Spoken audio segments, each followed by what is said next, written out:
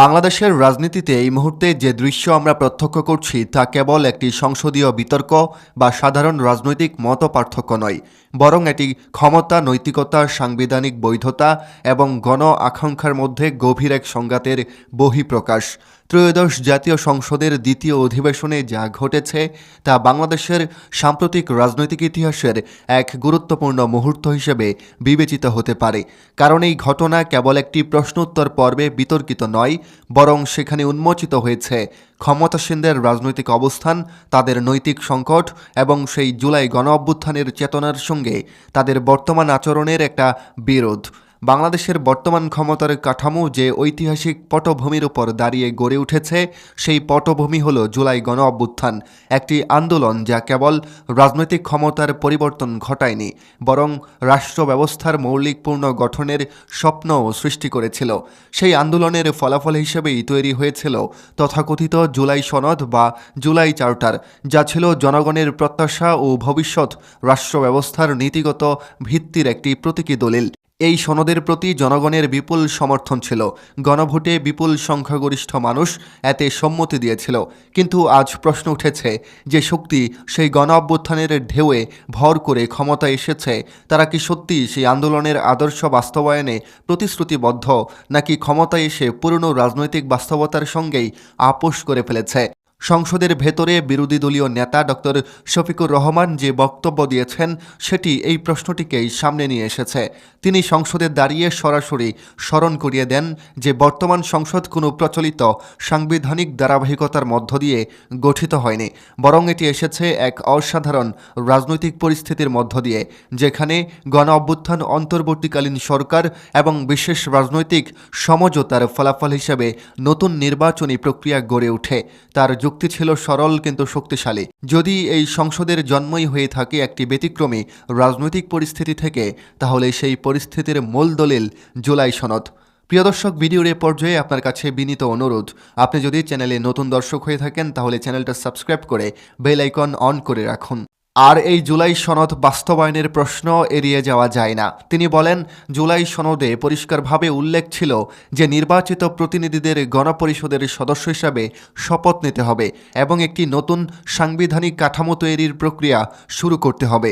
কিন্তু বাস্তবে দেখা যাচ্ছে ক্ষমতাসীনরা সেই পথ অনুসরণ না করে বরং পুরনো সাংবিধানিক কাঠামোর ভেতরেই নিজেদের অবস্থান স্থায়ী করার চেষ্টা করছে।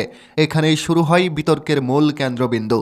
সংসদের স্পিকার যখন সংসদীয় নিয়মের দোহাই দিয়ে এই আলোচনা থামিয়ে দেওয়ার চেষ্টা করেন, তখন বিষয়টি আর কেবল একটি প্রক্রিয়াগত প্রশ্নে সীমাবদ্ধ থাকে না, এটি পরিণত হয় রাজনীতির নৈতিকতার প্রশ্নে। বিরোধী দলীয় নেতার বক্তব্য ছিল, এই প্রশ্নটি এতটাই মৌলিক যে এটিকে কোনো আনুষ্ঠানিক নোটিশ বা ভবিষ্যৎ আলোচনার আড়ালে লুকিয়ে রাখা যায় না। অন্যদিকে সরকারের পক্ষ থেকে স্বরাষ্ট্রমন্ত্রী সালাউদ্দিন আহমেদের প্রতিক্রিয়া পরিস্থিতিকে আরও উত্তপ্ত করে তোলে। তিনি বলেন, রাষ্ট্র আবেগ দিয়ে নয়, সংবিধান দিয়ে পরিচালিত হয়। আপাত দৃষ্টিতে এই বক্তব্য একটি প্রতিষ্ঠিত রাজনৈতিক সত্যের প্রতিধ্বনি। আধুনিক রাষ্ট্র ব্যবস্থায় আইন ও সংবিধানই সর্বোচ্চ কর্তৃত্ব। আধুনিক রাষ্ট্র ব্যবস্থায় আইন ও সংবিধানই সর্বোচ্চ কৃতিত্ব। কিন্তু সমালোচকদের মতে এখানেই মূল সমস্যা হলো যে সংবিধানের কথা বলা হচ্ছে সেটি নিজেই একটি বিতর্কিত রাজনৈতিক ইতিহাসের উত্তরাধিকার। বিরোধীরা দাবি করছেন যে যদি পুরনো সংবিধানকেই সর্বোচ্চ মানদণ্ড করা হয়, তাহলে সাম্প্রতিক রাজনৈতিক পরিবর্তনের অনেক ঘটনাই সেই কাঠামোর সঙ্গে খাপ খায় না। যেমন গণ অভ্যুত্থানের পর অন্তর্বর্তীকালীন সরকার গঠন, নতুন রাজনৈতিক বন্দোবস্ত, এমনকি সাম্প্রতিক নির্বাচন, এসবের অনেকটাই ছিল প্রচলিত সাংবিধানিক ধারা থেকে ভিন্ন। ফলে প্রশ্ন ওঠে, যখন রাজনৈতিক বাস্তবতা সংবিধানকে অতিক্রম করে নতুন পথ তৈরি করে, তখন সেই নতুন বাস্তবতার ভিত্তিতে গৃহীত প্রতিশ্রুতিগুলো উপেক্ষা করে আবার পুরনো কাঠামোতে ফিরে যাওয়া কতটা নৈতিক বা রাজনৈতিকভাবে গ্রহণযোগ্য? বিরোধীদের বক্তব্য অনুযায়ী এখানেই দেখা যাচ্ছে ক্ষমতার রাজনীতির চিরাচিত দ্বিমুখী চরিত্র। যখন গণ অভ্যুত্থানের শক্তি দরকার ছিল, তখন সেই শক্তিকে ব্যবহার করা হয়েছে, কিন্তু ক্ষমতা সুসংহত করার পর্যায়ে এসে সেই আন্দোলনের আদর্শকে পাশ কাটিয়ে যাওয়ার প্রবণতা দেখা যাচ্ছে। এই বিতর্ককে আরও তীব্র করে তোলে স্বরাষ্ট্রমন্ত্রীর আরেকটি মন্তব্য, যেখানে তিনি গণভোটের প্রশ্ন নিয়ে সংশয় প্রকাশ করেন এবং বলেন তিনি নিজেই সেই প্রশ্ন পড়তে সময় নিয়েছেন। জনগণ আদৌ বিষয়টি বুঝে ভোট দিয়েছে কি না সে বিষয়ে তিনি নিশ্চিত নন। সমালোচকদের মতে এই মন্তব্যের মধ্যেই নিহিত আছে গণতান্ত্রিক চেতনার একটি বড় সংকট, কারণ গণতন্ত্রের ভিত্তি হল জনগণের রাজনৈতিক সিদ্ধান্তকে সম্মান করা, তা যতই জটিলই হোক। যখন রাজনৈতিক নেতৃত্ব জনগণের এই সিদ্ধান্তকেই প্রশ্নবিদ্ধ করে, তখন তা গণতান্ত্রিক সংস্কৃতির জন্য উদ্বেগজনক ইঙ্গিত বহন করে। তবে এই পুরো বিতর্ককে বোঝার জন্য বাংলাদেশের রাজনীতির ইতিহাসের একটি পুনরাবৃত্ত বা ধারা প্যাটার্নের দিকে তাকাতে হয়। ইতিহাস বলে, যখনই কোনো সরকার বৈধতা সংকটে পড়ে বা জনগণের আস্থা হারানোর ঝুঁকিতে পড়ে, তখন তারা প্রায়শই নতুন প্রতীকী রাজনীতির আশ্রয় নেন।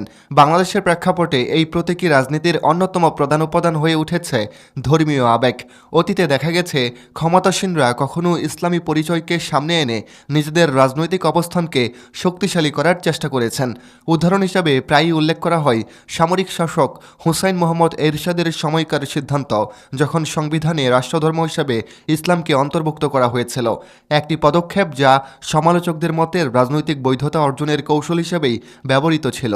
আবার দীর্ঘ শাসনামলে শেখ হাসিনার সরকারও বিভিন্ন সময়ে ধর্মীয় প্রতীক ও উদ্যোগের মাধ্যমে রাজনৈতিক সমর্থন ধরে রাখার চেষ্টা করেছে বলে সমালোচকরা দাবি করেন। ফলে বর্তমান পরিস্থিতিতে যখন বিরোধীরা অভিযোগ করেন যে ক্ষমতাসীনরা একই কৌশল অনুসরণ করছে, তখন তা বাংলাদেশের দীর্ঘ রাজনৈতিক ইতিহাসের আলোচনার মধ্যেই পড়ে।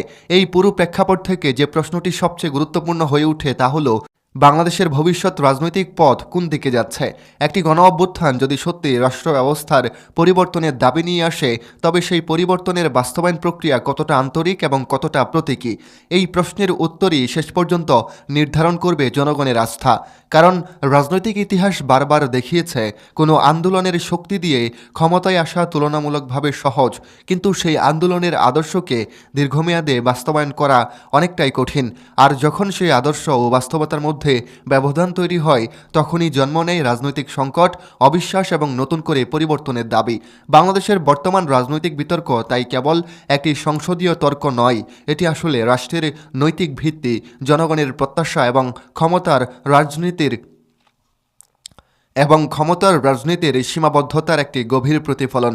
তরুণ প্রজন্ম এবং সাধারণ মানুষ এই বিতর্কের দিকে গভীরভাবে তাকিয়ে আছে, কারণ তারা জানতে চায় জুলাই গণঅভ্যুত্থানের যে স্বপ্ন তাদের সামনে তুলে ধরা হয়েছিল, সেটি কি সত্যি একটি নতুন রাষ্ট্র ব্যবস্থার সূচনা করবে, নাকি তা ধীরে ধীরে পুরনো রাজনৈতিক বাস্তবতার মধ্যেই হারিয়ে যাবে?